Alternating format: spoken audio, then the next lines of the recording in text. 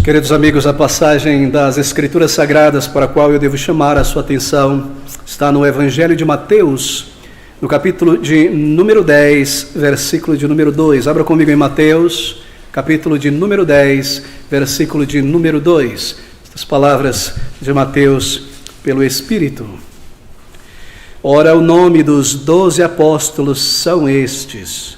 O primeiro, Simão, chamado Pedro, e André, seu irmão, Tiago, filho de Zebedeu, e João, seu irmão, Filipe e Bartolomeu, Tomé e Mateus, o publicano, Tiago, filho de Alfeu, e Lebeu, apelidado Tadeu, Simão, o cananita, e Judas Iscariotes, aquele que o traiu. Bem, o título da nossa mensagem nesta tarde é os apóstolos do Senhor Jesus Cristo, os apóstolos de Cristo, os discípulos separados e enviados pelo Salvador para esta missão tão gloriosa. Bem, nós continuamos as nossas considerações expositivas, consecutivas, aqui neste glorioso Evangelho de Cristo através de Mateus. E nós chegamos a este ponto em que precisamos retornar um pequeno passo atrás e considerar algo mais a respeito deste grupo de 12 homens separados pelo Salvador para a obra que ele lhes deu. Bem, nós temos várias listas no Novo Testamento, nos Evangelhos e no livro de Atos, destes apóstolos. Os seus nomes são enumerados em ordens um pouco diferentes, às vezes, em 4 listas, pelo menos. Em Mateus, em Marcos, nós temos também em Lucas e no livro de Atos. E nestas listas, sempre os mesmos 12 nomes aparecem. Nenhum a mais, nenhum a menos, nenhum outro. Sempre os mesmos nomes. Isso acontece para que aquelas pessoas e para que nós soubéssemos quem são os verdadeiros apóstolos de Cristo. São estes 12 aqui nomeados várias vezes, e não aqueles outros. E que o Senhor separou soberanamente 12 homens, um grupo pequeno, um grupo fechado de apóstolos, e que depois destes não haveriam nenhum apóstolo a não ser Matias, que substituiria Judas, então o apóstolo Paulo, chamado pelo Senhor. Bem, mas estes nomes nestas listas, deixe-me começar por aqui, eles não estão em uma ordem idêntica em cada lista. Quando você pega cada uma dessas listas e coloca uma do lado da outra, o que você percebe é que há uma certa variação em alguns dos nomes ali. Nós encontramos algumas características interessantes que se repetem nessas listas. Bem, o primeiro nome em todas as listas, Mateus, Marcos, Lucas e Atos, é o nome de Pedro. Simão Pedro sempre vem no início de cada uma dessas listas. E se repete em todas elas, na primeira posição aqui. Então você percebe que esses 12 homens, eles são divididos nas listas em 3 grupos. Talvez você tenha percebido isso já. E é muito curioso e muito interessante. 3 grupos de 4 nomes, grupo 1, grupo 2 e grupo 3. E no primeiro grupo nós temos em cada lista Pedro, Tiago, André, irmão de Pedro, e João, irmão de Tiago. E em cada uma dessas listas, esses 4 estão sempre no primeiro grupo de 3. Nunca em uma ordem diferente. Bom, embora os nomes dos 4 no primeiro grupo variem um pouquinho, Pedro é sempre o primeiro, e esses 4 estão sempre no primeiro grupo, sempre na primeira lista.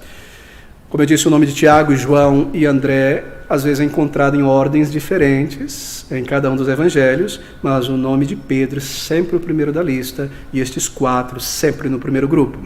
No segundo grupo, nós também temos sempre os mesmos homens no segundo grupo: Filipe, Bartolomeu, que é apelidado de Natanael, Mateus, o publicano, e Tomé. Este é o segundo grupo nas listas.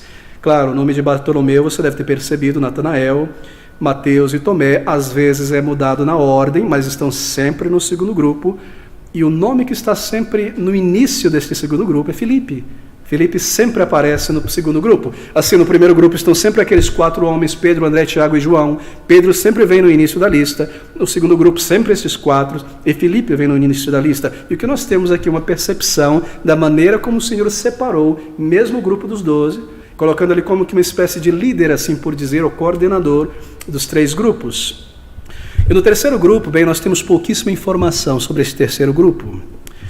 Mas nós lemos sobre Tiago, filho de Alfeu, Lebeu, apelidado Tadeu, Simão o cananita e Judas Iscariotes. Há uma pequena mistura, às vezes, também, entre Lebeu e Simão, a ordem, mas Tiago, filho de Alfeu, sempre aparece em primeiro lugar na lista, e Judas sempre aparece por último, no terceiro grupo e na lista dos 12, sempre. Assim, quando você separa estas listas com os nomes, coloca uma do lado da outra, você percebe esta ordem interessante. Bem, ouça outra coisa interessante também, que nós observamos nessas 3 listas, ou melhor, nessas 4 listas.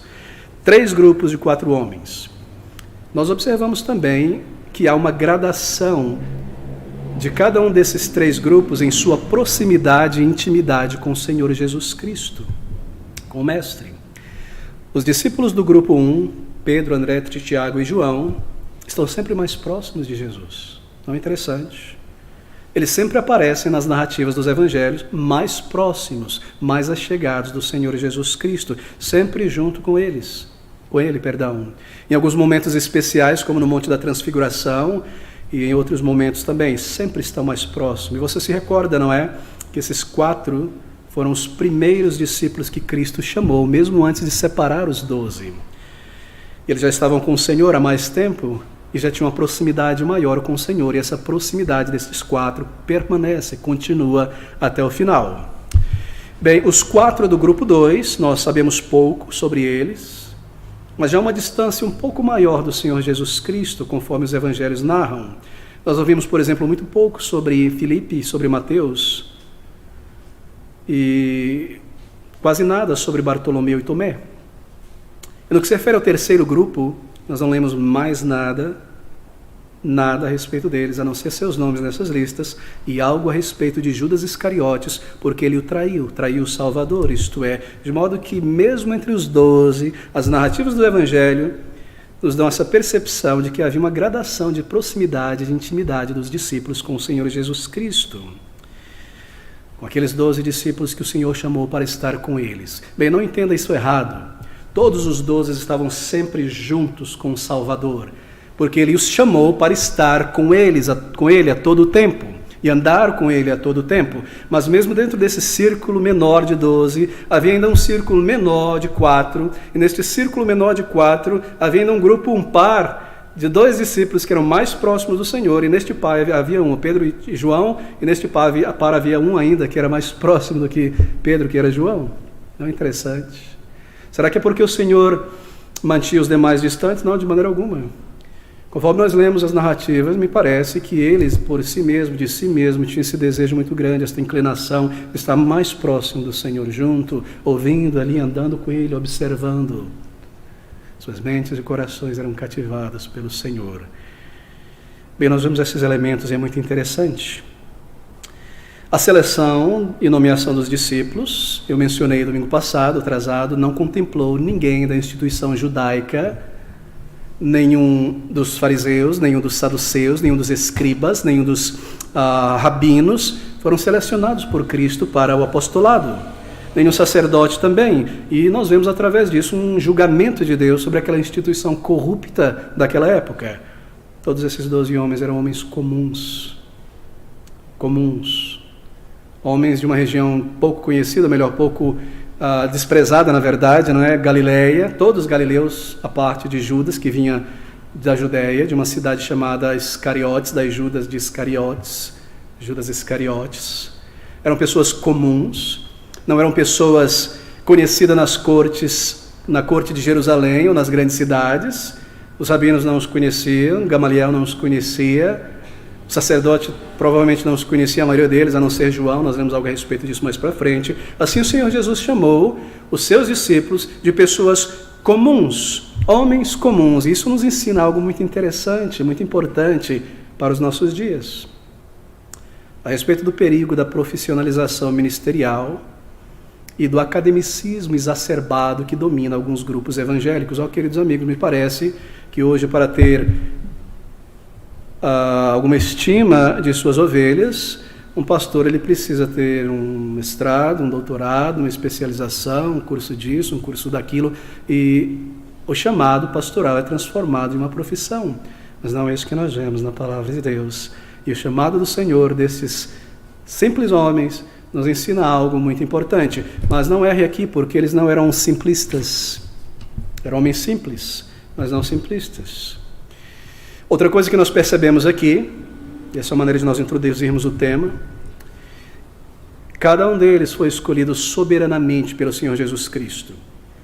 O Evangelho de Marcos nos diz que o Senhor chamou todos os discípulos e escolheu entre eles 12, conforme Ele desejou, aqueles que Ele quis. A escolha desses homens foi feita soberanamente por Deus.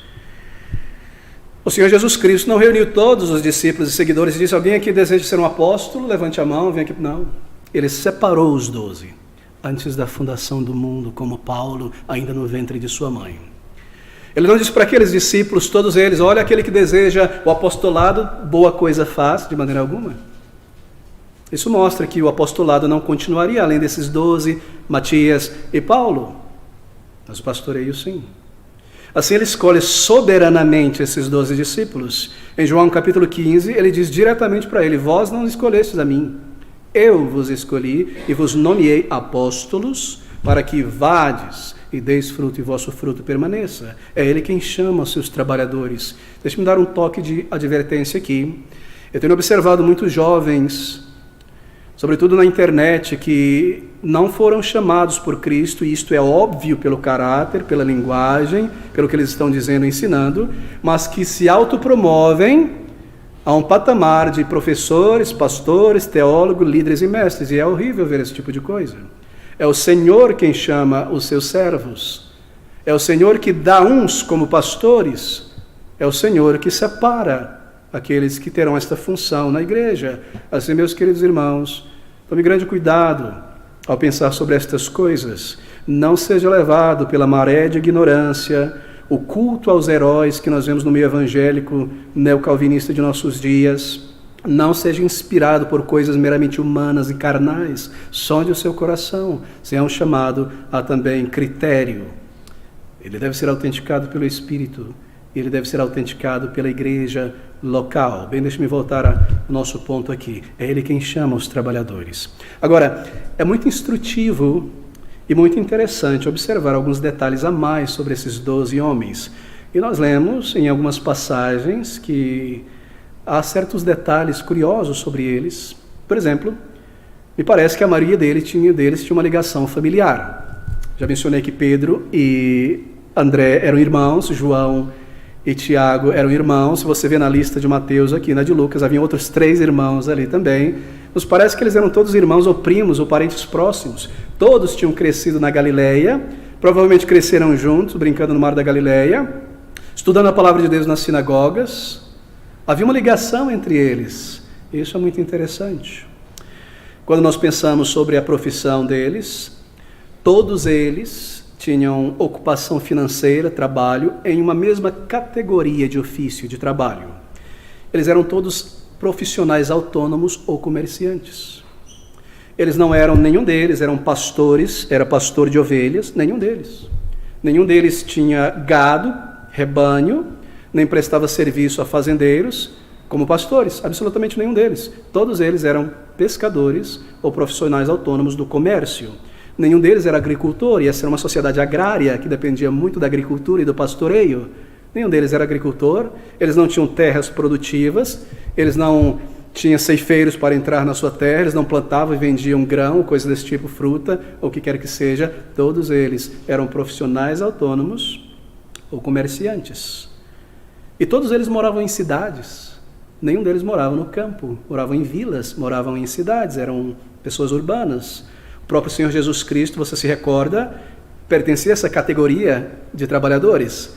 Ele era um carpinteiro, ele aprendeu esta profissão com seu pai. Ele fazia mesa, cadeira, porta, ponte e todo tipo de coisa para vender, prestava o seu serviço juntamente com seu pai. Você pode visualizá-lo crescendo junto com seu pai José, pai terreno, é claro, aprendendo aquela profissão. O Senhor Jesus Cristo não era um homem como figurado nos quadros católicos romanos ou dos mórmons, efeminado, fraco, ou alguma coisa desse tipo. Ele carregava madeira, tora de madeira, não havia furadeira elétrica, não havia serra elétrica. Era um homem experimentado no trabalho, que conhecia muito bem o que fazia. E assim também eram os demais apóstolos. Eles eram pescadores, eles eram comerciantes, eram homens rústicos no sentido do trabalho, mas não do entendimento. Pedro era um pescador, os demais. Não havia vela a mecânica elétrica naquela época, nada para puxar as redes com motor, era no braço. Eram trabalhadores, eram autônomos, eram profissionais liberais. 4 deles, pelo menos, eram pescadores. André e Pedro, Tiago e João trabalhavam como pescadores. Lá em Mateus capítulo 4, no versículo 18 a 22, você se recorda que André e Pedro também estavam pescando quando o Senhor chamou aqueles 6, ou seja, 6 pescadores aqui. Eles estavam negociando, não é? Quando foram chamados. Pedro e André, e nós lemos que Tiago e João estavam consertando as redes junto com seu pai, 2 grupos aqui, Pedro, André, e um pequeno grupo, João, seu pai Zebedeu, Tiago, seu irmão, com outro pequeno grupo. Ou seja, eles eram trabalhadores autônomos, comerciantes, e assim eles tinham seus equipamentos, eles tinham as suas ferramentas, eles tinham seu know-how, eles tinham sua capacidade. Eles não eram apenas operários, pessoas que pescavam apenas e vendiam seu peixinho ali na feira, ou que ofereciam sua mão de obra para algum outro, mas eles eram proprietários de empresas. João e Tiago, junto com seu pai Zebedeu, tinham uma empresa de pescaria. Eles contratavam trabalhadores, eles tinham seus barcos, eles organizavam a maneira de vender certamente, não havia freezer, congelador, gelo, deveria ter um network, uma logística muito boa, do peixe para mesa, para venda, para coleta. Havia uma organização aqui. Outros eram proprietários de empresas. Tomé, Nataniel e Filipe também provavelmente trabalhavam como pescadores, porque nós lemos que eles estavam juntos pescando quando o Senhor aparece a eles, após a ressurreição, lá em João, versículo 21, capítulo 21, veja comigo esse primeiro texto, apenas para marcar isso, João 21, de 2 a 8. Estavam juntos Simão, Pedro, e Tomé, chamado Dídimo, e Natanael, que era de Caná da Galileia, os filhos de Zebedeu, e os outros 2 dos seus discípulos. Disse-lhe Simão Pedro: vou pescar. Isso após a morte do Senhor Jesus Cristo. Dizem-lhe eles: também nós vamos contigo. Foram e subiram logo para o barco. Naquela noite nada apanharam. Provavelmente esses outros também eram pescadores, eles conheciam bem o ofício. Aqui não é passar tempo, vamos pescar, vamos lá para o lago, pescar um peixinho, joga de volta, não. Eles foram pescar, eles sabiam muito bem o que se fazia, como lançar a tarrafa, como cercar os peixes, como atrair durante toda a noite. Assim é muito provável que esta era a profissão deles. E nós marcamos isso, é muito importante, para o que nós vamos ver mais à frente. Um outro deles, Levi, chamado Mateus, trabalhava como coletador ou cobrador de impostos. Ele era um comerciante, sabe que ele tinha uma franquia. Ele havia comprado uma franquia dos publicanos, instalado sua franquia junto ao lago da Galileia. Ele coletava os impostos do peixe, de tudo que entrava pelo lago e saía pela via mares, mandava, enviava aos romanos e tirava a sua parte. Ele deveria seguir exatamente a maneira como a franquia deveria ser gerida. Assim, eram comerciantes, eram autônomos, trabalhadores. E os outros apóstolos, você se recorda, a Bíblia não nos fornece muita informação sobre eles, mas provavelmente pertenciam a esta categoria. Não eram agricultores, não eram pastores de ovelhas ou de gado em geral, eram trabalhadores autônomos ou comerciantes.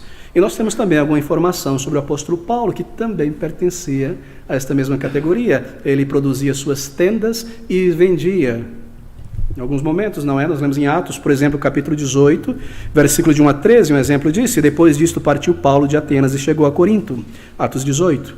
E achando um certo judeu por nome Áquila, natural do Ponto, que havia pouco tinha vindo da Itália, e Priscila, sua mulher, pois Cláudio tinha mandado que todos os judeus saíssem de Roma, ajuntou-se com eles. E como era Paulo do mesmo ofício que eles, ficou com eles e trabalhava, pois tinha por ofício fazer tendas. Esse era o treinamento dele antes do seu chamado. Claro, ele era um fariseu, um intelectual, provavelmente um professor também, mas aqui está a sua profissão prática. Em alguns momentos ele precisou exercê-la quando a igreja não estava dando suporte financeiro para ele. Bem, nós temos essas informações, elas são muito interessantes, porque ele começa a pintar um quadro interessante sobre esses 12 apóstolos. Todos receberam algum tipo de educação formal, todos eles. Eles foram ensinados a ler, a escrever, eles foram instruídos na lei de Moisés, na história de Israel. Eles estavam sempre na sinagoga, e por estarem na sinagoga ao longo da vida, da juventude, aprenderam ainda muito mais coisas. Eles, é claro, precisaram então, posteriormente, aprender algumas habilidades, adquirir algumas habilidades específicas, gerais e específicas, técnicas, para negociar, não é? Aritmética, como contar, como navegar, etc, etc, matemática, um pouco de física, um pouco de biologia, um pouco de química, um pouco de comércio, um pouco de economia. Eles precisaram aprender sobre isso. Assim, eles não eram simplistas, eles não eram ignorantes nesse sentido, não eram homens ignorantes. Em Atos capítulo 4, versículo de número 13, nós vemos que os líderes dos judeus ficaram surpresos, expressaram surpresa quando viram conhecimento de Pedro e de João. Abra comigo em Atos, capítulo 4, versículo de número 13. Então eles, o sinédrio, os líderes, os intelectuais, então eles, vendo a ousadia de Pedro e João, e informados que eram homens sem letras e indoutos, maravilharam-se e reconheceram que eles haviam estado com Jesus. Sabe o que ele está dizendo aqui? Os líderes judeus estavam surpresos e disseram sobre eles: são homens sem letras, são homens doutos, mas isso não significa que eram analfabetos ou que eram ignorantes da lei de Deus. Significa apenas que eles não tinham recebido uma educação teológica formal, acadêmica, uma instrução crítica da lei junto com os rabinos, na escola dos rabinos, ou aderido às interpretações famosas dos rabinos sobre a lei. Que eles não tinham recebido esse tipo de educação. E assim, para os judeus, esses líderes, os escribas e fariseus, assim, não importava o conhecimento que você tivesse, não importava o conhecimento formal, organizado que você tivesse. Se você não tivesse passado pelas escolas dos rabinos, você era indouto, você era iletrado para aqueles orgulhosos fariseus. É esse o significado aqui. Mas não eram homens simplistas, ignorantes da palavra de Deus, não, de maneira alguma. Assim, o Senhor Jesus Cristo não separou 12 homens entre os mais ignorantes, como alguns afirmam. Todos eles sabiam ler, escrever, tinham um bom conhecimento geral das Escrituras, das leis, da história, capacidades sociais, capacidade de empreendimento, haveriam de registrar textos da palavra de Deus. Eles tinham algum treinamento? Agora, querido amigo, deixe-me fazer uma aplicação sobre isso, porque isso é muito importante, talvez não pareça. A falta de estudo da palavra de Deus, a falta de capacitação para dividir bem a palavra de Deus, comparar a Escritura com a Escritura, meditar na palavra de Deus, retirar o que deve ser ensinado, responder às questões que estão aqui, tem trazido tragédias e heresias para dentro da igreja cristã ao longo dos séculos. Muitos erros, muitos problemas, muitas dificuldades no meio do corpo de Cristo, na igreja do Senhor, é o resultado de líderes não chamados por Cristo, incapazes de dividir a palavra de Deus. O misticismo que entra para dentro da igreja tem como base isso. A ignorância que nós vemos permear certos filões da igreja evangélica em nossos dias é o resultado da ignorância básica da sintaxe, da gramática. Porque a palavra de Deus foi revelada em um texto. Aqui a ordem, não é? Aqui a ordem das palavras, há uma gramática, você deve compreender isso, entender isso é básico.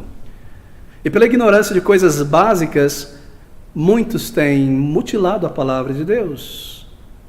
Veja, os discípulos seriam enviados a pregar, eles deveriam compreender este ensino. O apóstolo Paulo comandou Timóteo a pregar a palavra, ensinar a palavra.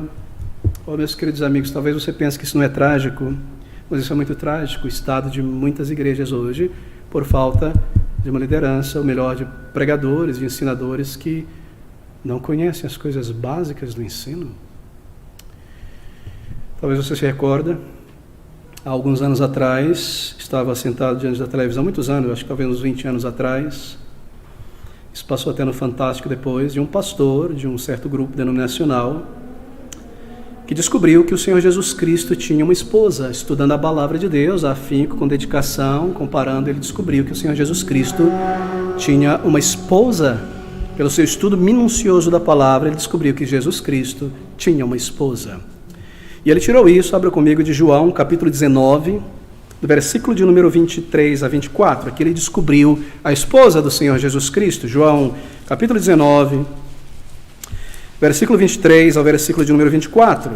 Ouça essas palavras: Senhor Jesus Cristo sendo crucificado em sua cruz no Calvário, os soldados romanos são apresentados aqui. Tendo, pois, os soldados crucificado a Jesus, tomaram as suas vestes e fizeram 4 partes para cada soldado, uma parte.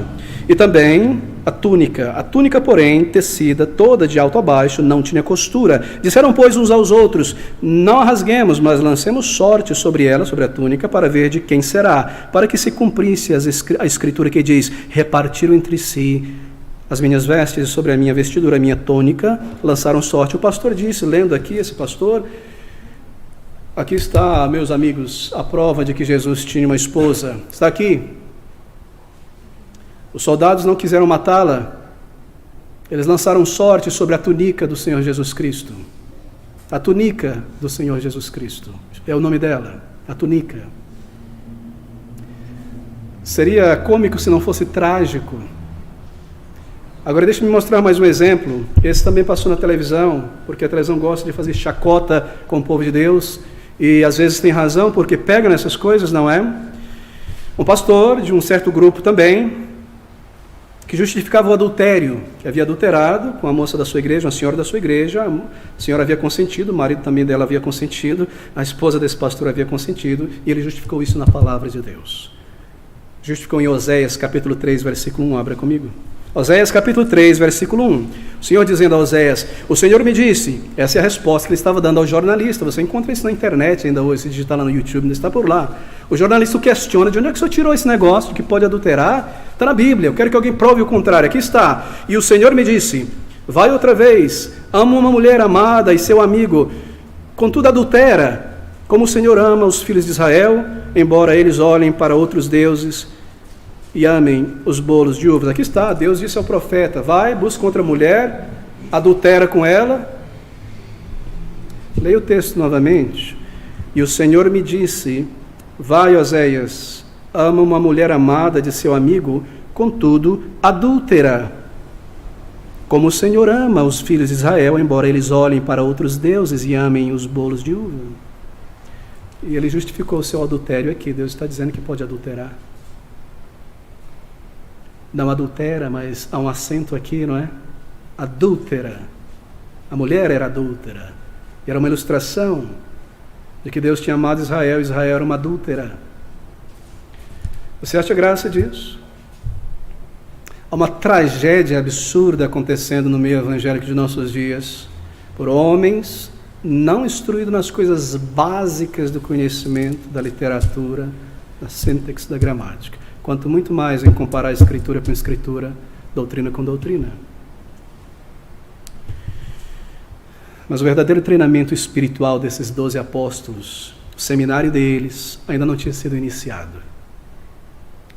Ele terá início aqui em Mateus capítulo de número 5, em Lucas capítulo de número 3, 6, em Marcos capítulo 3.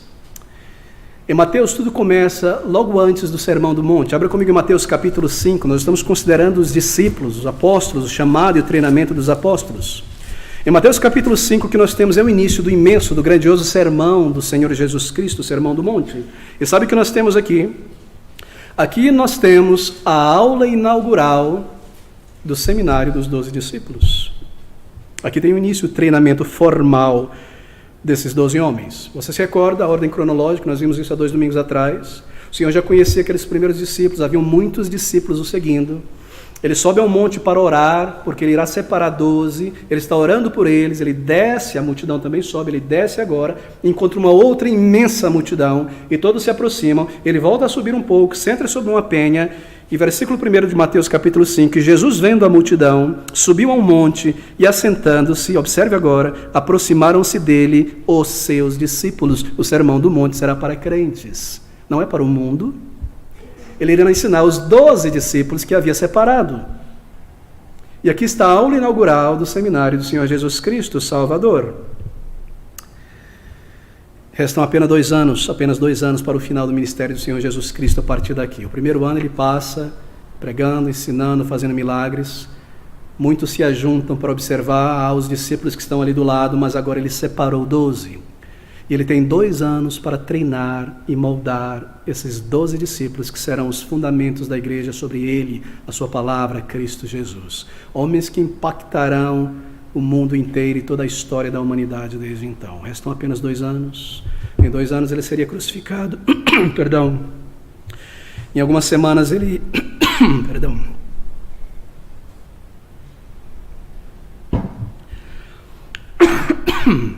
Desculpe, queridos. 2 anos apenas. Logo ele seria crucificado, ele morreria, ressuscitaria, mais 40 dias aparecendo para os seus discípulos, então ele partiria. Os discípulos estavam, entre aspas, sozinhos para seguir com a missão.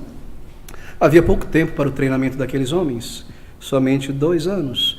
E é neste ponto que tem início o treinamento formal dos apóstolos. Bem, até então, eles eram matateis, aprendizes, discípulos. Agora, eles são separados como apóstolos, enviados. Observe essa mudança no capítulo 10, no versículo 1 de Mateus. E chamando os seus 12 discípulos, ele dá poder a eles.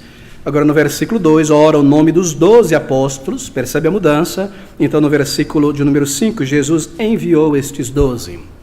Eram seguidores temporários, de meio termo, de meio período, mas agora integralmente com eles, enviados apóstolos, capacitados com poder para seguir o seu ministério. E logo depois de Cristo ter feito isso, sabe o que ele faz? Ele inicia o treinamento formal de seminário acadêmico, assim por dizer, com o grande sermão do monte. Mas veja, neste ponto aqui, até este ponto, esses 12 homens, eles não tinham recebido nenhum poder, nada. E eles nem mesmo tinham curado uma pessoa. É somente no capítulo 10 de Mateus em diante, eu estou comparando com Mateus 5, Sermão do Monte, somente no capítulo 10 de Mateus em diante que eles recebem poder. Eles nem mesmo, até este capítulo 10, tinham iniciado o seu trabalho, o seu ofício propriamente dito, que era de pregar. Eles não tinham pregado a ninguém até agora. Eles não tinham ensinado a ninguém. Eles estavam por 1 ano juntos com o Senhor, vendo, observando, aprendendo, atrapalhando, perguntando. Eles estavam ali colados. A partir deste momento, o Senhor os separa dos demais, os nomeia como apóstolo, os capacita com poder, então os envia. Eles começam meio que engatinhando em sua primeira missão de ir e pregar pelas vilas, pelas regiões, expulsar demônios, curar pessoas, e depois nós vemos que eles voltam meio que cambaleando, meio que chamuscado, alegre, tomados, e o Senhor precisa falar com eles: alegrai-vos, porque o vosso nome está no livro da vida, não porque demônios foram expulsos. Eles estão aprendendo, eles estão no início. Aqui é o início do treinamento deles. É a primeira vez que eles começam a pregar quando eles são enviados aqui. Primeiro, eles precisavam de ensino. Eles precisavam sentar, ouvir e aprender.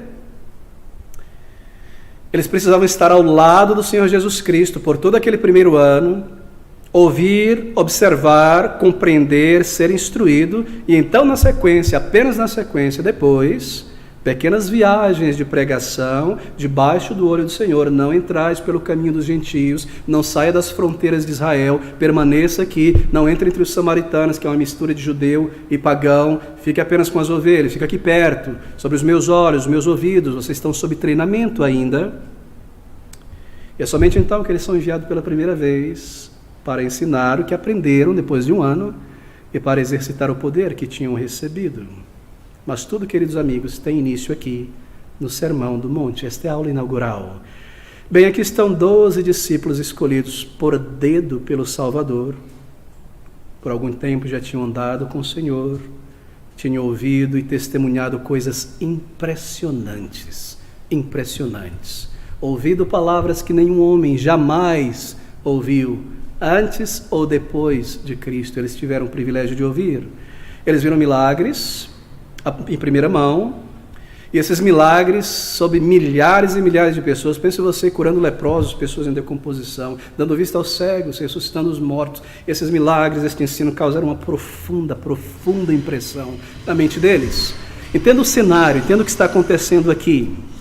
Eles viram o Senhor Jesus Cristo, de repente, ser seguido por milhares e milhares e dezenas de milhares de pessoas. Eles eram homens obscuros, pescadores, vivendo na Galileia. De repente eles estão no centro do holofote, andando com este homem que se tornou uma sensação nacional, um profeta que produzia milagres. A fama do Senhor se espalhava para fora de Israel, para os países vizinhos. E nós não podemos subestimar o poder da impressão formativa destes momentos, desse primeiro ano, na mente dos discípulos. E os discípulos, lembre-se, eram homens do interior, eles eram galileus, Eles não pertenciam à elite dos judeus, eram trabalhadores autônomos, pertenciam à classe comum da sociedade, eles não tinham influência, não tinham voz, não tinham poder, não tinham autoridade alguma na sociedade. Eram considerados pelos judeus como ninguém, galileus. Sabe o que acontece de repente? Aqui estão eles, de repente, catapultados da obscuridade para debaixo dos poderosos holofotes. Eles se tornam companheiros próximos de alguém que estava sendo admirado por milhares de pessoas. De repente, o nome deles estava de boca em boca, todos falavam sobre eles. O Senhor os tinha separado publicamente, lembre-se, da multidão de muitos discípulos, ele separou por nome esses 12, de repente aqueles homens obscuros estavam no centro da atenção. Mas lembre-se também, eles tinham ideias erradas sobre muitas coisas. O que será que estava passando na mente deles logo nesse início? Imagine você, de repente, ser catapultado para as notícias internacionais no mundo, na internet, andando com pessoas famosas e conhecidas. Você era um Zé Ninguém e agora você está aí no meio. O que teria passado pela mente desses homens? O que estaria ali? O que estaria acontecendo? Poderia ter se passado por eles. Eles ainda tinham muitas ideias erradas sobre o reino de Deus. Muitas ideias erradas. Assim como a maioria dos judeus, eles tinham aprendido equivocadamente que o reino de Deus vinha em forma aparente, visível, um trono de ouro, uma Jerusalém no mundo. Eles tinham aprendido que o Messias haveria para trazer prosperidade a Israel, colheitas, era o Messias da prosperidade, expulsar os romanos, se assentaria num trono, traria a Israel ao pináculo da influência mundial e faria um governo mundial, assim que eles esperavam o Messias.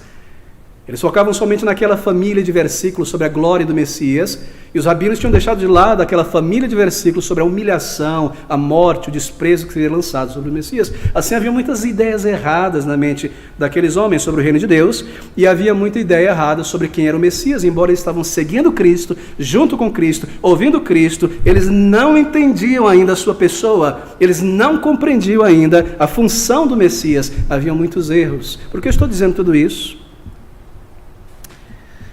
Porque eles pensavam da seguinte maneira: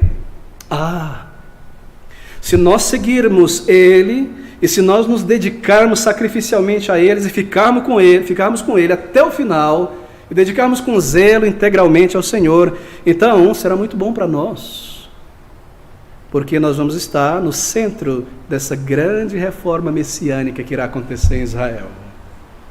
E nós teremos grande prestígio, e nós teremos grande autoridade, e o nosso nome estará escrito, e as pessoas falarão sobre nós. Eles eram homens simples, obscuros, nunca tiveram essa atenção toda sobre eles, e você pode imaginar o que estava passando na mente deles. Por que eu estou elucidando esses detalhes? Porque é exatamente isso que passava pela mente deles. E o Senhor Jesus Cristo sabia disso. E é por esta razão, por esta exata razão, que a formação, o treinamento formal destes 12, o entalhe desses discípulos, começa com o Sermão do Monte. Por isso que a aula inaugural, o seminário deles, é o Sermão do Monte.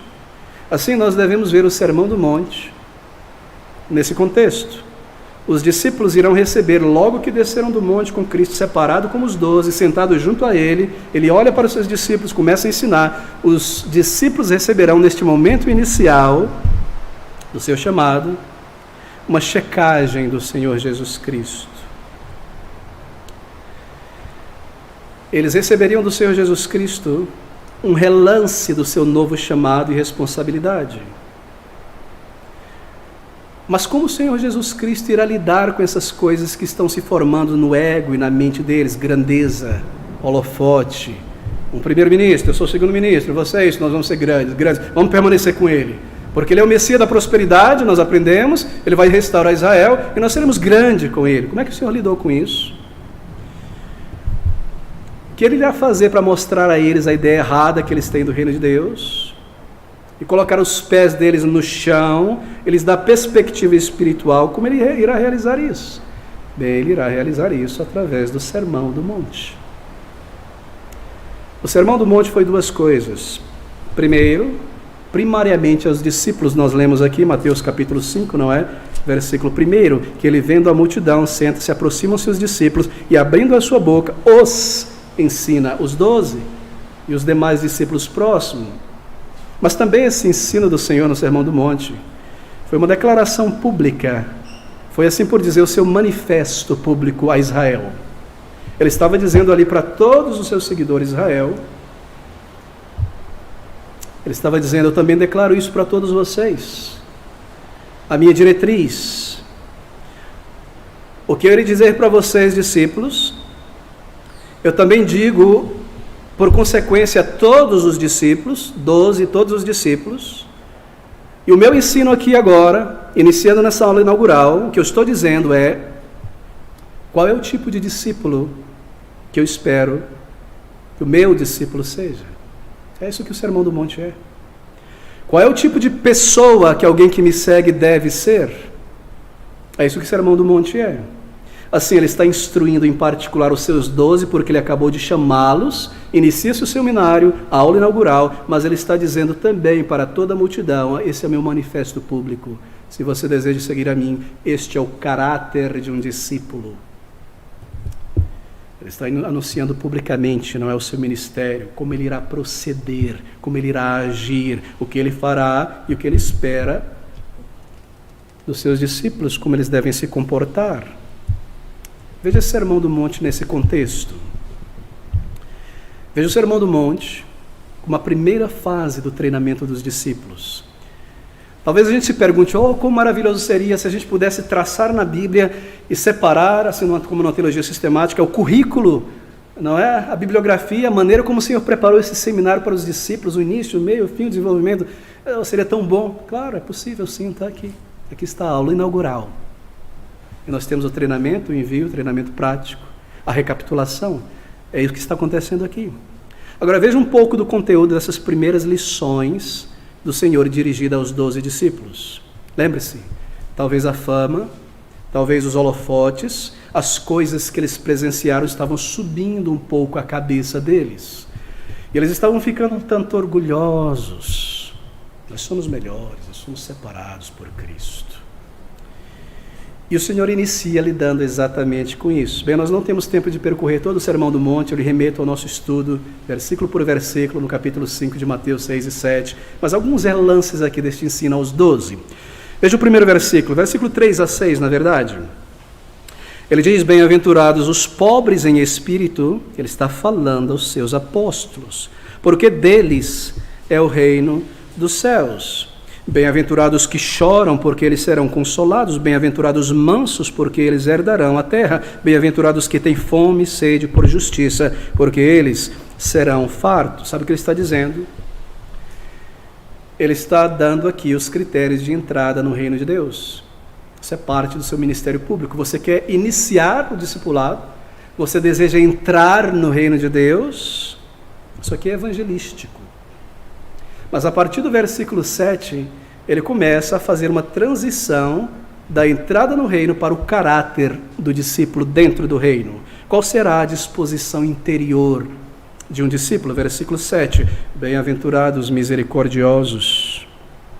Misericordiosos. Os meus discípulos, os meus enviados, Cristo está dizendo aos 12, eles devem ser misericordiosos. Acima de tudo, eles devem ser pessoas de compaixão, homens e mulheres de compaixão, homens que cuidam de almas. Os meus discípulos, não é só os apóstolos, é todos os demais, homens e mulheres discípulos, não é? Servos, crentes, mas primariamente aos apóstolos. Os meus apóstolos serão pessoas de compaixão. Eles não devem ser homens hostis, dominadores, indiferentes da necessidade espiritual das pessoas. E o primeiro padrão anunciado pelo Senhor Jesus Cristo para qualquer discípulo, em particular para os 12, é: vocês devem ser misericordiosos. Você percebe como Cristo está lidando com o orgulho que estava se formando? Ele sabia muito bem que isso estava no coração daqueles homens. Ele chamou João e Tiago de filhos do trovão. Imagine você por quê. Os meus discípulos serão homens misericordiosos. Versículo 8. Bem-aventurados limpos de coração, porque eles verão a Deus. Ele espera dos discípulos que os seus discípulos, diferente dos discípulos dos escribas, dos fariseus, dos saduceus, os seus discípulos sejam pessoas genuínas, Pessoas que não possuem uma agenda secreta de ambição escondida enquanto estão servindo o Senhor.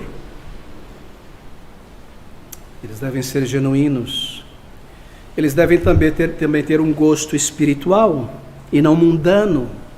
Os meus discípulos, os meus servos, não poderão beber da palavra de Deus e da música desse mundo, e do modismo deste mundo. Eles serão limpos de coração. Eles não serviriam a Deus por fama, limpos de coração, de cobiça. Eles não serviriam a Deus por ganho, mas pessoas genuínas, puras de coração. Esses seriam os seus discípulos. Você começa a contrastar com o que nós vemos hoje em dia. Versículo 9. Bem-aventurados pacificadores, porque eles serão chamados filhos de Deus. Não é pacifistas, é pacificadores. Sabe o que isso quer dizer? Eles deveriam evangelizar o evangelho da paz. Paz entre Deus e o homem. Paulo diz: justificados, pois, pela fé em Cristo Jesus, temos reconciliação, paz com Deus. Eles deveriam proclamar o evangelho. E o nosso comportamento no meio do povo de Deus e no mundo deve ser assim, de pessoas pacíficas. Por quê? Porque nós servimos a Cristo e Ele é o príncipe da paz, não do atrito. O Senhor está dizendo: não, discípulos, apóstolos, vocês não me servirão com a crista alta. De fato, eles serão perseguidos, não é? Versículo 10, 11 e 12. Bem-aventurados que sofrem perseguição, bem-aventurados sois vós quando forem injuriados, exultai, eles serão perseguidos, vocês serão como eu, vocês não estarão acima do mestre. Quando a Igreja Católica Romana começou a pintar a sua igreja de ouro, mantos, joias, coroas, quadros, riqueza, a Reforma Protestante veio e questionou: por que isso? Nós não vemos isso nos apóstolos, nem em Cristo. Bem, os apóstolos, eles poderiam ser assim, os discípulos, Cristo, poderiam ser assim. Eles estavam no início da igreja, mas agora a igreja é grandiosa, ela deve brilhar a sua luz em ouro e esplendor. Não, queridos amigos, perseguidos, simples, destituídos de torpe ganância, não servindo a Deus por fama, por projeção pessoal. Ele está lidando com os discípulos na aula inaugural. Versículo 13 e 14. Perseguição, então, versículo 13, vós sois o sal da terra. E versículo 14, vós sois a luz do mundo. Sabe o que ele está explicando? Vocês não podem perder aquela disposição distinta de caráter, sinceridade, fé, verdade, porque no momento em que vocês perderem isso, a mensagem de vocês se perde. E como o sal que perde a sua eficácia, o ensino de vocês se perde. Vocês devem vigiar a disposição do coração de vocês, o procedimento de vocês a todo tempo. Versículo 14, vocês são luz, sempre proclamando o evangelho, em casa, no trabalho, sempre. É o chamado de um pregador, é o chamado de um crente, sair às ruas, bater de porta em porta, reunir as crianças, trazer pessoas, luz. O Senhor é a luz que ilumina todo homem que entra no mundo, é o seu evangelho. Se vocês perderem esta mensagem distinta, clara, que é o evangelho, então vocês perderam o fio da espada. Ele está dizendo aos seus discípulos, ele está corrigindo. E na sequência dos próximos versículos, ele entrará em questões morais, como viver a religião de vocês, não diante dos homens, para com Deus, como orar, entra no teu quarto, pare de fazer as coisas para ser visto na igreja. É isso que ele está dizendo. Os meus discípulos não promoverão o seu ego no estágio, no palco, a minha voz, a minha pessoa, a minha piada, o meu intelecto, os meus feitos, a minha história. Não, será como João Batista, é necessário que eu diminua e que ele cresça. Ele ensinará como viver esta religião, ele está tratando os apóstolos, ele está lidando com os discípulos. E tudo inicia aqui, meus queridos amigos. Ele ensinará também a estes homens a tomarem grande cuidado com o poderoso ídolo que domina os corações, Mamon, e não viverem a vida cristã preocupados com o que é a vez de comer, com o que é a vez de vestir, com o dia de amanhã. Eu proverei, diz o Salvador. Ele nos ensina que oração e total dependência de Deus é fundamental para um servo de Deus. Se não há oração, não há vida espiritual. Muita oração, muito poder. Pouca oração, pouco poder. Nenhuma oração, nenhum poder. Vocês não podem fazer nada. Vocês dependem de mim para tudo. Ele está ensinando, em contraste com os discípulos dos fariseus, dos escribas. Os meus discípulos serão aqui. Ele conhecia o coração dos 12. Eles ainda estavam cru. E ele inicia com o coração, com a alma. E essa é a primeira lição. A primeira lição dada aos apóstolos, futuros apóstolos, é sobre a disposição do coração, a disposição da mente. É isso que é essencial. Devem ser humildes. Eles não podem ser demasiadamente introvertidos, intelectuais e teólogos que só pensam em seus botões, só querem falar sobre coisas que gostam. Não. Não pretensiosos, não convencidos. Veja o Sermão do Monte nesse contexto. É isso que ele está fazendo aqui. Não é maravilhoso, queridos amigos? Mas é claro, essa foi a aula inaugural. E quando você vai para a universidade, o que você é? Um calouro. Você vai sentar para ouvir. Sabe que você ouve um monte de coisa de um professor PhD na primeira aula inaugural, que é convidado de outro país para introduzir o ano acadêmico, e você não entende nada.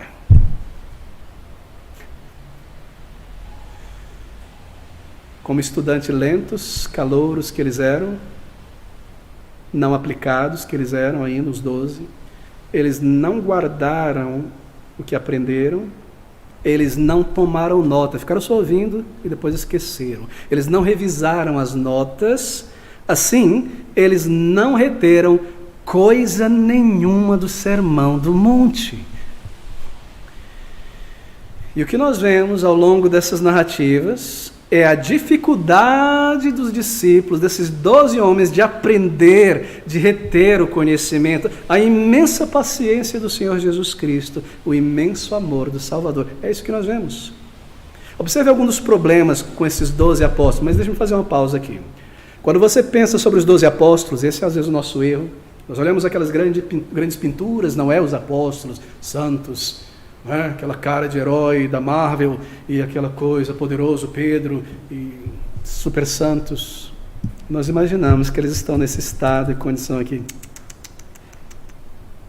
Eles estavam crus, era matéria-prima ainda a ser lavada, peneirada, muito crus.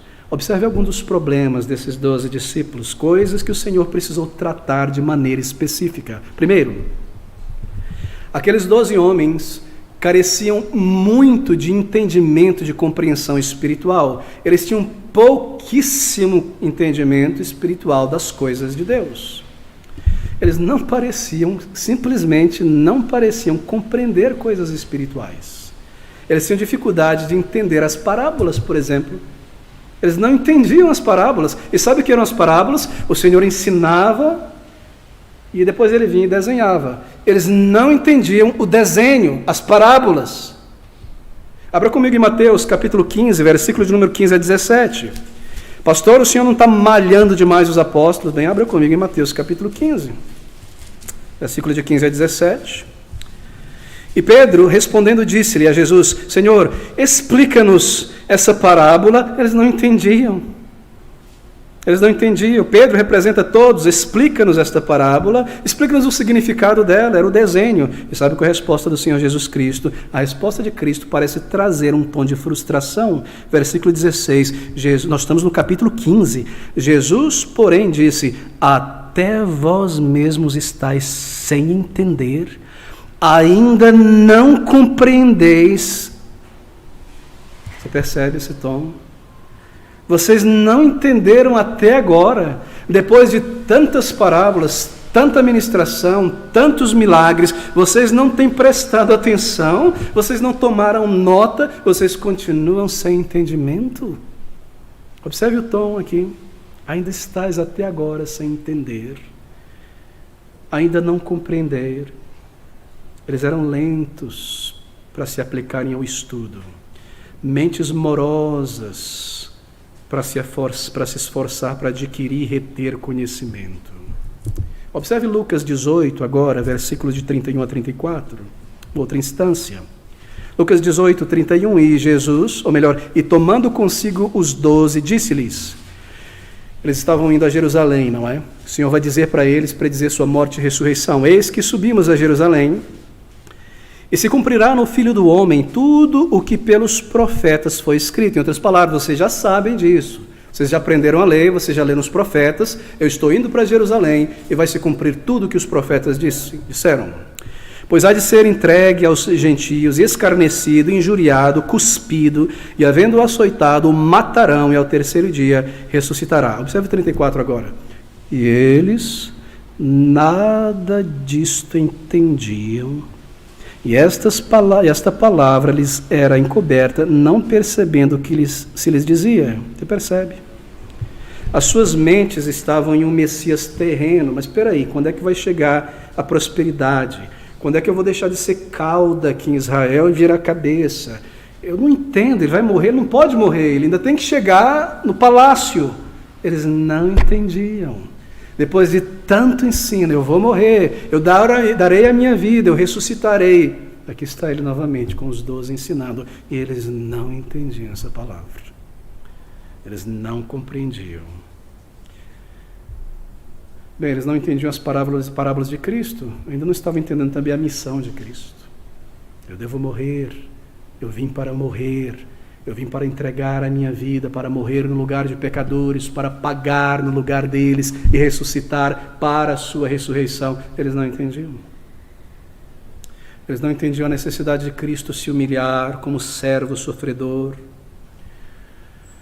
Eles não compreendiam quando o Senhor Jesus Cristo, no finalzinho, ele toma uma toalha, começa a lavar os pés dos discípulos. Pedro diz, tu nunca me lavarás os pés. E o Senhor tem que dizer, Pedro, tu não entendes, não é o que eu faço agora. Mas tu entenderás posteriormente. Eles não estavam entendendo até o final. Em Mateus capítulo 16, o Senhor explica que ele vai à cruz. É necessário que eu vá, que eu seja preso, que eu padeça, que eu sofra e que eu morra. Sabe o que Pedro faz, representando o discípulo? Senhor, que isso? Para com isso, tenha pena de ti. Não diga isso, Senhor. Sabe o que o Senhor Jesus disse para ele? Para trás de mim, Satanás. Não é que ele estava possesso por um demônio. Porque ele estava pensando como Satanás, ele não percebia. Aquilo era crucial, que ele morresse. E Pedro está dizendo, não morra, não morra. Ele veio para morrer, este é o centro da história do universo, a morte de Cristo na cruz. E Pedro diz, não faça isso não, Senhor. É isso que ele quis dizer, para trás de mim, Satanás. Ele deveria morrer e ressuscitar. Mas Pedro não entendia. Ele não compreendia. Ele não tinha entendido a necessidade central, a lição mais básica, o cerne da mensagem cristã, que o Salvador deveria morrer. E mesmo quando o Senhor Jesus Cristo ressuscitou e apareceu a eles, o que aconteceu? Eles estavam pescando. Eles voltaram ao Beabá, aonde iniciaram, de onde o Senhor Jesus tinha tirado eles. Eles voltaram para a pescaria. Não é tremendo, não é incrível? E o Senhor Jesus Cristo precisa dizer a Pedro, Pedro, alimenta as minhas ovelhas e não os peixes. Eu te chamei lá atrás para alimentar as minhas ovelhas, Pedro. Como o Senhor Jesus Cristo tratou essa dificuldade dos 12 apóstolos ao moldá-los, a entalhá-los, ao prepará-los para ser o que eles ainda não eram, apóstolos de Cristo. Bem, essa necessidade em particular, ele tratou a letargia do entendimento deles, ensinando. Ele continuou a ensinar, e continuou a ensinar, e continuou a ensinar, e continuou a repetir, e continuou a ensinar e ensinar. Mesmo depois da sua ressurreição, nós lemos que ele apareceu aos discípulos por um período de 40 dias, fazendo o quê? Ensinando-os coisas a respeito do reino de Deus. Ele não parou de ensinar. Então ele enviou o seu Espírito Santo, o Consolador e o Ensinador, que os recordaria, a memória fraca, nós, de tudo quanto eles tinham ouvido, e eles entenderiam, e eles registrariam. Mas havia um outro problema com os 12 discípulos. Uma dificuldade muito séria que o Senhor Jesus precisou tratar. Era um grupo, era um bando muito orgulhoso. Eram homens ciumentos, homens ambiciosos e homens orgulhosos. Eles não eram pessoas humildes. Haviam pessoas humildes, mas eles não eram. Marcos capítulo 9, versículo de número 33, diz essas palavras. Marcos 9, 33. E chegou a Cafarnaum, e entrando em casa, perguntou aos discípulos, perguntou-lhes: que estáis discutindo entre vós pelo caminho? O Senhor vinha à frente, eles vinham atrás discutindo.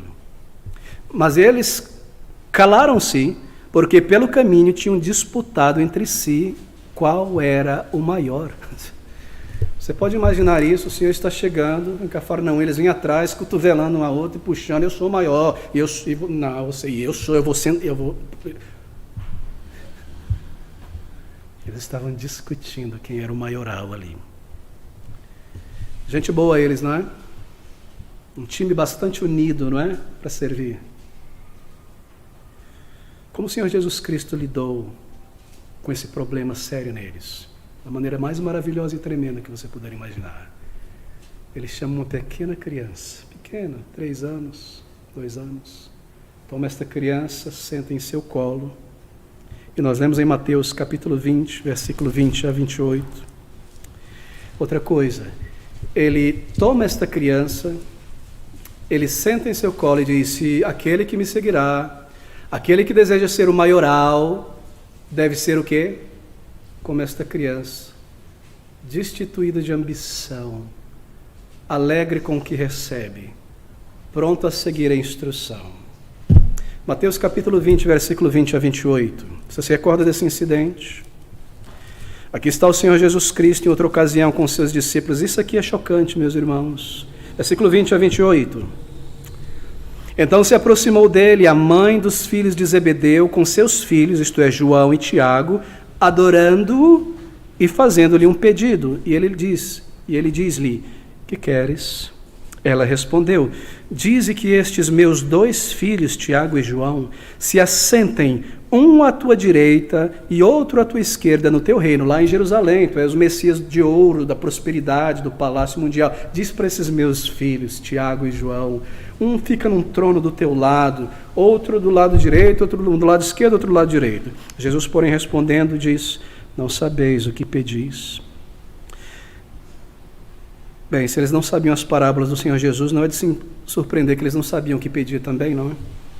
Podeis vós beber o cálice que eu hei de beber e ser batizado com o batismo com que eu vou ser batizado? Parece que João e Tiago dão um passo à frente e dizem: nós podemos.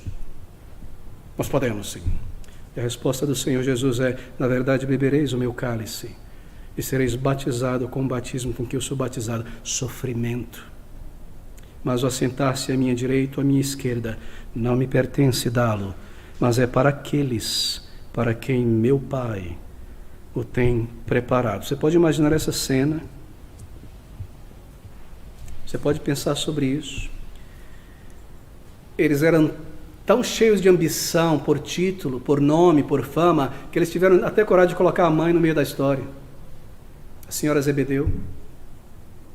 Eles estavam tão ansiosos por pôr as mãos naquele título, naquele lugar à direita, naquele lugar à esquerda, que eles não tinham coragem de pedir isso a Cristo, que eles pediram à mãe. E ali estavam eles do lado da mamãe, enquanto a mamãe faz um pedido absurdo, para não dizer ridículo, como esse ao Senhor Jesus. E você percebe o tom de paciência do Senhor.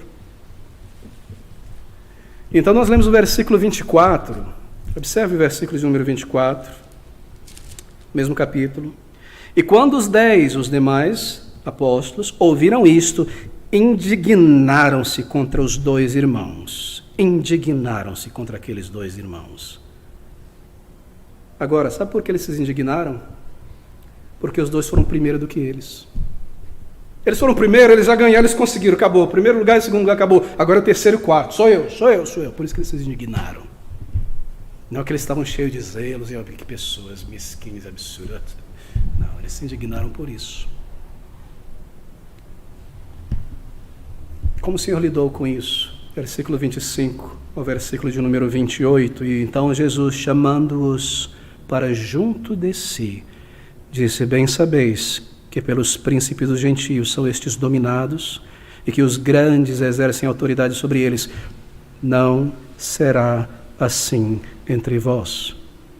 Mas todo aquele que quiser entre vós fazer-se grande, seja como serviçal. E qualquer que entre vós quiser ser o primeiro, seja vosso servo.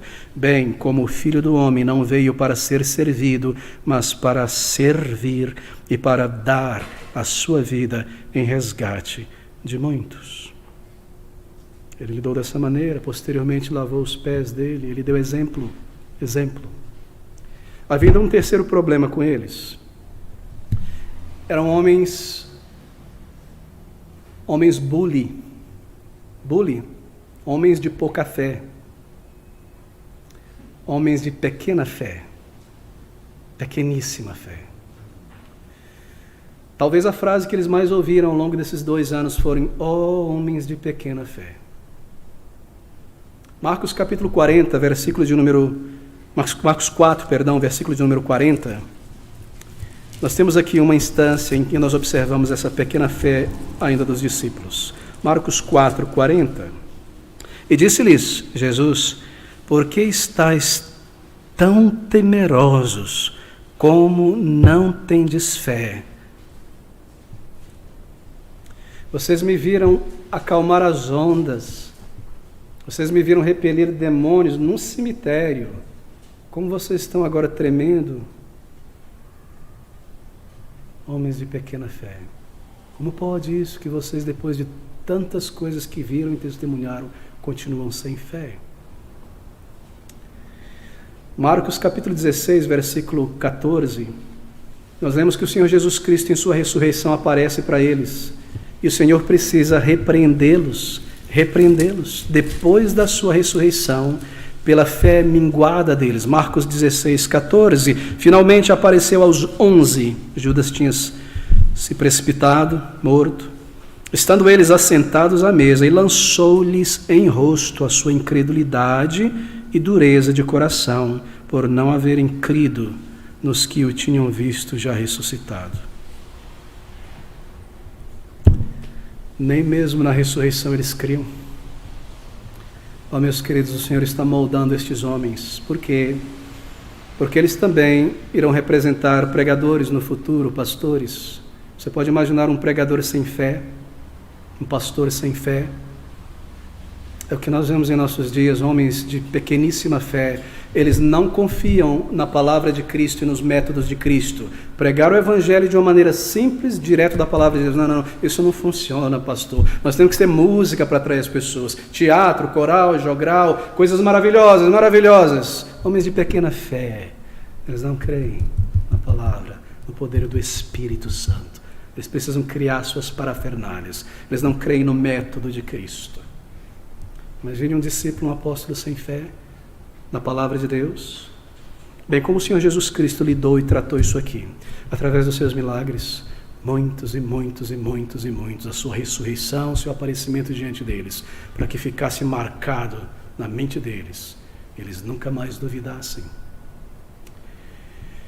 Ele tratou e curou a falta de compreensão deles com mais ensino, ele tratou a falta de humildade dele com exemplos, a falta de fé deles por provas e evidências incontestáveis, mesmo após a sua ressurreição. O apóstolo João nos diz que o Senhor fez tantos e tantos milagres, mas estes foram escritos para que creiais. E ele se dirige aqui a crentes. Havia ainda um problema com eles. Havia neles falta de zelo, falta de educação, falta de dedicação e falta de continuidade. Eles eram aquele tipo de discípulo fogo de palha. Quero pregar, emoção, está no púlpito, mas cadê o trabalhador? Já foi a emoção, já foi o momento. O frio veio, a dificuldade veio, sem zelo, sem continuidade. Sabe o que eles disseram para o Senhor Jesus? nunca te deixaremos, Senhor. Nunca, nunca, nunca. Na hora da sua prisão, no momento em que Cristo mais precisou deles, todos fogem como galinhas cacarejando. Todos fogem, Judas o trai, Pedro o nega 3 vezes ao ponto de jurar que não conhecia Cristo e ao ponto de praguejar com a menina, serva do sacerdote, que não conheço esse homem. Praguejar, uma palavra feia aí que ele usou para dizer, menina, mas eu não conheço ele. Você pode imaginar isso? Pedro? Como Cristo lidou com isso? Como Cristo curou isso? Lucas capítulo 22, versículo de número 31, nós lemos essas palavras. Disse também o Senhor, Simão, Simão, eis que Satanás vos pediu para vos cirandar como trigo. Observe aqui a maneira como o Senhor lidou e curou isso. Mas eu roguei por ti, Simão, para que a tua fé não desfaleça, e tu, quando te converteres, confirma teus irmãos. Foi assim que ele lidou. Ele dobrava o joelho por cada um das suas ovelhas. Ele dobrava o joelho por cada um daqueles homens e mulheres. Aqueles homens difíceis, que não consideravam, que falavam que não deviam falar, que eram indisciplinados, que não estavam no serviço, que não se envolviam na obra, que eram cheios de autossuficiência para fazer a obra do Senhor do jeito que eles achavam melhor. O Senhor dobrava o joelho e orava por eles, e clamava ao Pai por eles. Por cada um deles. Ele rogava ao Pai. O pastor muitas vezes precisa agir assim e trabalhar assim, não é? Quando você discipula alguém, você encontra os mesmos problemas, mas os mesmos remédios. E são esses os remédios que um pastor deve aplicar. Deixa-me recapitular, ele tratou e curou a falta de compreensão deles com mais ensino. Ele tratou a falta de humildade deles com exemplo, a falta de fé deles com provas e evidências incontestáveis, e a falta de zelo e de continuidade deles com oração, e então enviou o seu Espírito, recebereis poder do alto, soprou neles, recebei o Espírito. Quando nós vemos aqueles apóstolos perfeitos na pintura, eles não são o que seriam ainda, meus queridos amigos. Mas talvez, eu concluo aqui, talvez você nessa tarde, meu irmão, minha irmã, tenha a tendência de se sentir desencorajado em tua vida cristã por causa de tuas falhas, por causa de nossas fraquezas, por causa de nossos erros, errar a mesma coisa tantas vezes. Fazer o que é errado, entristecer o Senhor, entristecer o pastor, entristecer o irmão, errar e voltar e não tomar nota e não fazer por onde. Você se pergunta às vezes, meu progresso é tão lento, eu dou 3 passos para frente, 2 passos para trás, eu volto às coisas que eu tinha deixado para trás. E nós nos perguntamos no íntimo, como poderá Deus usar uma pessoa como eu para realizar alguma coisa digna em seu reino? Nossa mente é letárgica, nós ouvimos, domingo após domingo repetimos as mesmas coisas, os mesmos erros, os mesmos problemas. Mas veja o uso que o Senhor fez desses 12 apóstolos, 12 discípulos, 12 homens bastante comuns e ordinários, que receberam um chamado extraordinário, não é? Isso demonstra e prova, por A mais B, que Deus usa pessoas comuns, como você e eu, comuns, como nós. E aqueles homens afetaram a humanidade e a história profundamente e permanentemente. Mas veja, eles não realizaram isso porque eles eram homens extraordinários, ou porque tinham nascido com habilidades e personalidades em comum. Elon Musk, Mark Zuckerberg, que capacidade, que dom, que talento, que criação. Ou porque eles tinham recebido uma formação acadêmica fantástica, técnica, o que quer que seja, ou porque eles eram pessoas, homens que tinham uma personalidade singular, eles eram carismáticos por natureza, eles eram comunicadores, atraentes por natureza, ou porque eles eram exímios, tinham dons de liderança e por isso eles se sobreporam sobre tudo. Você já viu esse tipo de ensino por aí? O Senhor escolheu Paulo porque Paulo era um grande intelectual, conhecia as línguas, aquilo, sem ele não poderia ter alcançado quase nada. Não foi por essa razão, queridos, que eles afetaram a humanidade, a história profundamente. Eles fizeram isso porque, apesar da ordinariedade deles, da fraqueza, da inabilidade, Deus os chamou, os moldou, os tratou, suas fraquezas, suas inabilidades, e os usou. Tudo foi realizado pelo Senhor Jesus Cristo. Tudo. Tudo. Quando nós lemos este livro, depois de João, Atos dos Apóstolos, eu creio que está errado o título. Penso que deveria ser os Atos de Cristo, os Atos do Espírito Santo, porque é o Espírito Santo que está realizando tudo aqui no livro de Atos dos Apóstolos. O poder, a capacidade, a pregação, tudo é Cristo, pelo seu Espírito, realizando através daqueles homens. Os Atos do Espírito. Há pessoas que são demasiadamente autoconfiantes, demasiadamente orgulhosas para serem usadas por Deus. Deus, na maioria das vezes, escolhe pessoas comuns, para que não haja nenhuma dúvida que quando a obra foi realizada e grandes coisas foram realizadas, não haja nenhuma dúvida quem foi que realizou isso, de onde veio a capacidade dessas pessoas.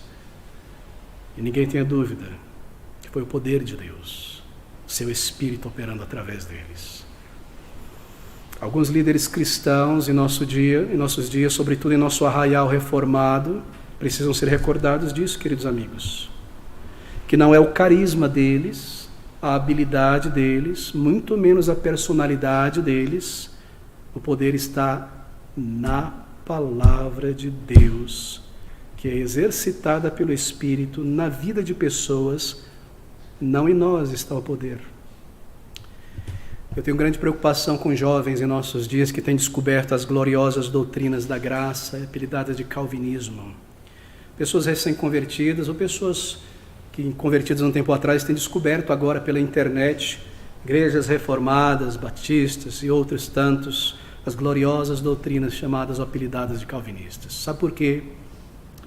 Porque em nossa geração, no Brasil, no Ocidente, desenvolveu-se da mente de Satanás algo que agora tomou forma e é muito poderoso no cenário evangélico no mundo inteiro, que é chamado, eu devo chamar de o culto aos heróis.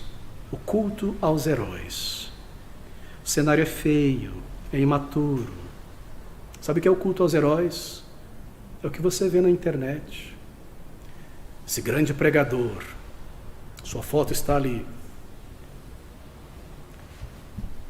E o que você vê são jovens, no lugar de observar e aprender a palavra de Deus, estar em sua igreja, servindo humildemente e crescendo, eles querem dar um salto lá na frente e se tornar grandes pregadores. Tiram foto atrás de púlpito, fazem uma carona grande assim, usam alguma coisa, você vê isso aí. Brigas, debates intelectuais, muita besteira sendo dito, mau testemunho, palavras erradas. Por quê? Por causa do culto aos heróis. Oh, este grande pregador, quero ser como ele. As pessoas exaltando homens.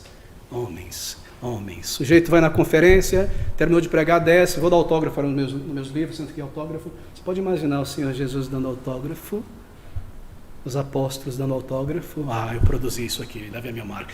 Imprima a minha foto com minha assinatura. Você pode imaginar a infantilidade por trás de certos jovens? Culto aos heróis. Eu sou de Paulo. Eu sou deste pregador dos Estados Unidos, deste do Brasil. Esse pregador aqui é tudo para mim. Se você perguntar, tem algum pregador? Esse aqui é o cara. Meus queridos irmãos, carne e sangue. Nós vivemos em uma geração absurda, essa geração da internet. Pessoas que se promovem como pastores e líderes, não é? Criam esse cenário de heroísmo e põem suas mensagens lá.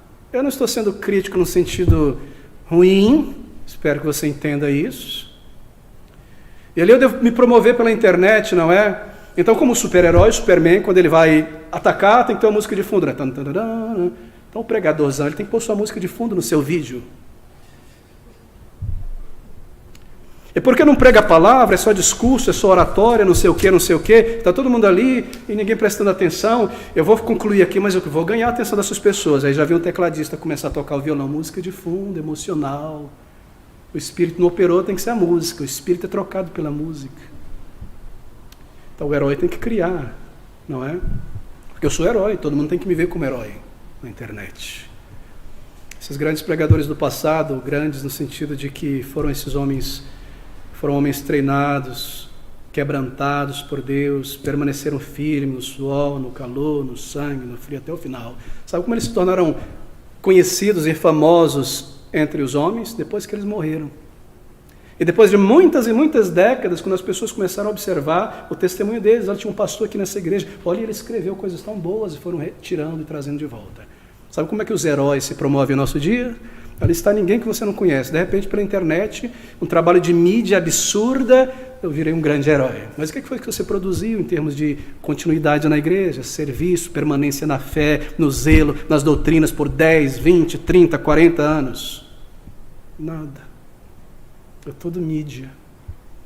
É tudo música de fundo, fotinha com frase e assinatura maior do que a frase. É tudo livro começando com o meu nome maior do que o título. Estratégias de marketing. Inócuos, insípidos. E o que você vê? Uma manada irracional de fãs adorando os ídolos. Uau, uau. Quando você pensa sobre estes homens, esses 12 apóstolos que nós vemos aqui, Cristo fez tudo. Quando alguém perguntou a Lutero, procurando exaltar o ego dele sobre tudo que ele tinha feito no final da vida dele, falou, eu não fiz nada, foi a palavra quem fez tudo. Eu apenas traduzi, mostrei e expliquei. Foi ela quem fez, foi ela que foi derrubando, esmiuçando, é o martelo que esmiuça, é a espada de 2 gumes. Como podem homens dizer, oh, fui eu, meu ensino, a minha ideia, minha chave hermenêutica, isso e aquilo, eu. Como é bom aprender sobre esses apóstolos, não é? Como é bom, queridos, aprender sobre esses apóstolos. O Senhor os separa, não porque eles eram grande coisa, nós acabamos de ver aqui. Mateus 10, e chamando os seus 12 discípulos, deu-lhes poder. Ora, o nome dos 12 eram estes, e Jesus enviou estes 12. Então, depois de todo esse treinamento, nós nos encontramos lá no final, o Senhor Jesus Cristo ascendendo ao céu, em Mateus capítulo 28.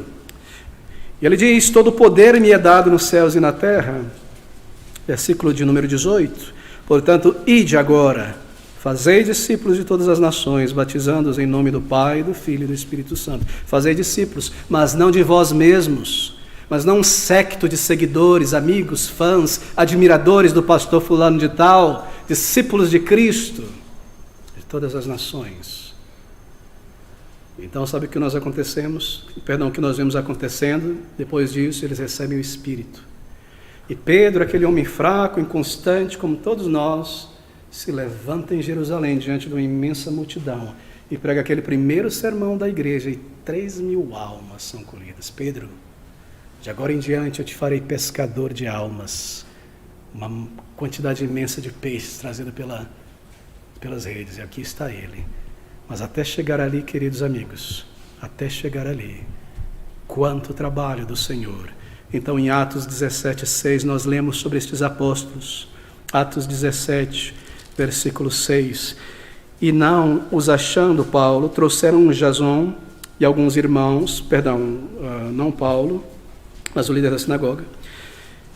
E não os achando, trouxeram Jason e alguns irmãos à presença dos magistrados, não é? Em Bereia, Tessalônica e Bereia, da cidade, clamando, aqui estão esses cristãos que vêm lá da Judeia, estes que têm alvoroçado o mundo, chegaram também aqui.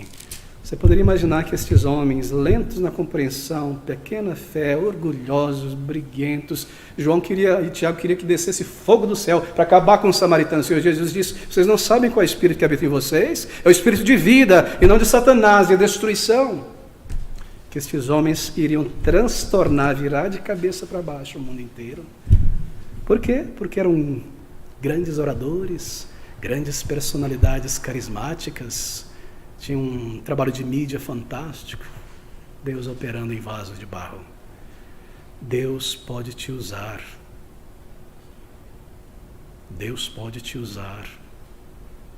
Se você colocar a tua vida sobre o altar dele, do sacrifício, humildade, continuidade, apesar de nós mesmos, queridos amigos, homens como nós, para que a glória seja de Cristo, dele somente.